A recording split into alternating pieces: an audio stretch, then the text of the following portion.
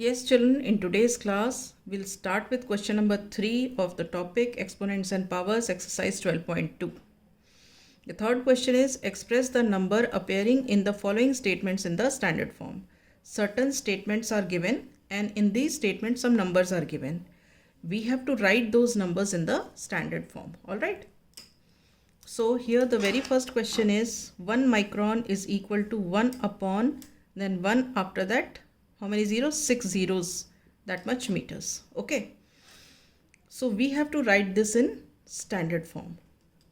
So this can be written as 1 upon how much? 1, and after that how many zeros are there? 1, 2, 3, 4, 5, 6. 1, 2, 3, 4, 5, 6. This can be written as 1 upon 10 to the power 6, क्योंकि 10 1 के बाद कितने 6 zeros हैं, तो ये हो गया 10 to the power 6. ठीक है. This further can be written as 10 to the power -6. क्यों? क्योंकि हमने पढ़ा है a to the power -m is equal to 1 upon a to the power m. तो हमारे को ये फॉर्म पता है, ये तो इस फॉर्म से हमें इस फॉर्म में आना है, तो ये इस तरीके से आ जाएगा. ठीक है. अब this is what? This is the which form? This is the standard form. All right.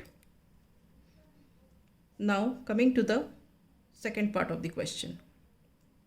In second part of the question, charge of an electron is this much coulomb.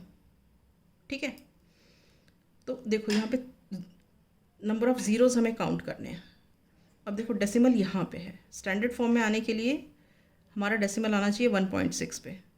तो इतने प्लेसेस हमें मूव करना है, तो हम count करते. वैसे देखो यहाँ पे लिखा ग्रुप्स में है 3 2 6, 3 3 9, 3 4 12, 3 5 15, 3 6 18, और एक ये हो गया 19. तो 19 प्लेसेस हम जंप करेंगे. फिर भी मैं आपके साथ कर लेती हूँ.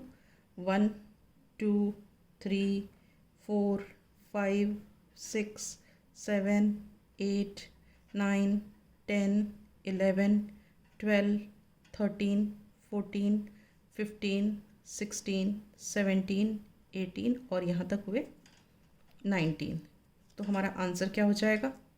1.6 into 10 to the power -19 coulomb. ठीक है. This will be the standard form. यहाँ पे हमें मीटर लिखना भूल गए. मीटर लिख दो. Now coming to the next. Size of the bacteria is this much metre. ठीक है. अब मुझे स्टैंडर्ड फॉर्म में लिखना है, मतलब यहाँ से मुझे इधर शिफ्ट होना है. तो देखो कितने जंप्स आ रहे हैं. 1 2 3 4 5 6 7. यहाँ तक कितने हुए? 7 जंप्स आए. तो हम इसको कैसे लिख सकते हैं? 5.0 into 10 to the power -7 metres. Is this clear? अब आते हैं फोर्थ पार्ट पे. Size of the plant cell is this much metres. Right. अब देखो हमें कहाँ पे पहुँचना है? हमें यहाँ पहुँचना है 1.275 पे. तो देखते हैं कितने जंप्स हैं. देखो 1 2 3 4 और यहाँ तक कितने हुए? 5 जंप्स हुए. तो हमारा आंसर क्या हो जाएगा? 1.275 into 10 to the power -5. Clear है? अब next. Thickness of the paper is 0.07 metres. ठीक है. तो हमें यहाँ आना है. कितने कितने जंप्स हो गए? 1 और 2. तो ये क्या हो जाएगा? 7.0 into 10 to the power -2 millimetres. ठीक है. यहाँ पे मीटर्स लिखना था. Is this clear? Now coming to the next question. Next question is a word problem. In a stack there are 5 books. मतलब एक इन अ स्टैक मतलब एक बंडल में 5 बुक्स हैं. Each thickness 20 mm. मतलब 5 बुक्स हैं और हर एक की थिकनेस 20 mm है. एंड 5 पेपर शीट, इसके अलावा 5 पेपर शीट्स भी हैं, ईच ऑफ थिकनेस 0.016 mm, मतलब हर शीट की थिकनेस 0.016 mm है। तो हमें निकालना है what is the total thickness of the stack and we have to write, जो आंसर आएगा we have to write that in standard form. ठीक है, हम स्टार्ट करते हैं। In a stack there are 5 books each of thickness 20 mm, तो हम क्या लिखेंगे, thickness of one book,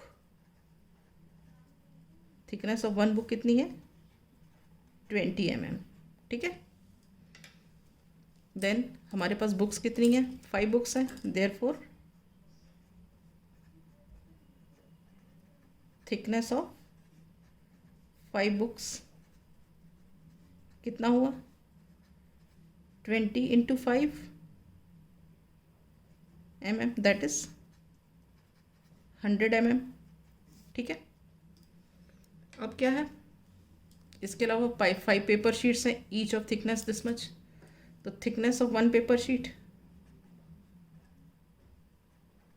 thickness of one paper sheet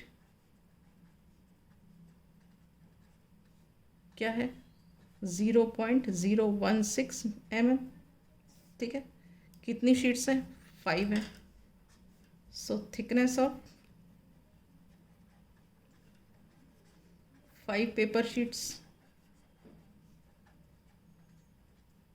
क्या हो गया, 0.016 multiplied by 5 this much mm।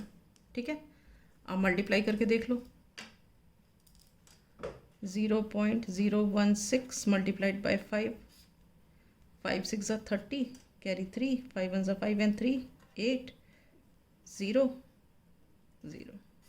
ठीक है, तो आ गया ये कितना हमारा 0.080 mm। वैसे भी हम कर सकते थे 16 5 80 करके और उसके बाद डेसिमल्स लगा सकते थे, जैसे भी आपको कन्वीनियंट हो। ठीक है, अब नेक्स्ट क्या आ गया, what is the total thickness of the stack, therefore total thickness of stack, total thickness of stack क्या हो गया, थिकनेस ऑफ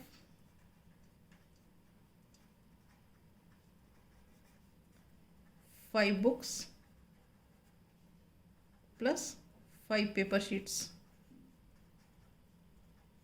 ठीक है ना, तो वो क्या हुआ, थिकनेस ऑफ 5 बुक्स कितनी है, 100 mm, और 5 पेपर शीट्स कितनी है। ठीक है, तो ये बेसिकली क्या हो गया, अगर हम इन दोनों को ऐड करते हैं तो आ गया 100.080 mm। ठीक है, अब हमें इसको क्या करना है, स्टैंडर्ड फॉर्म में लिखना है। स्टैंडर्ड फॉर्म क्या होता है, वैल्यू 1 और 10 के बीच में होनी चाहिए, या तो 1 है 1 से ज़्यादा हो और 10 से कम हो। तो मेरा बेसिकली जो डेसिमल है वो कहाँ आना चाहिए, यहाँ आना चाहिए। ठीक है ना, तो अब हम देखते हैं कितने प्लेसेस हमें शिफ्ट करना है, 1 और 2 प्लेसेस, 2 प्लेसेस शिफ्ट हुआ, तो क्या आ गया आंसर, 1.00 ये और ये 0, ये 8 और ये 0 इंटू 10⁻²।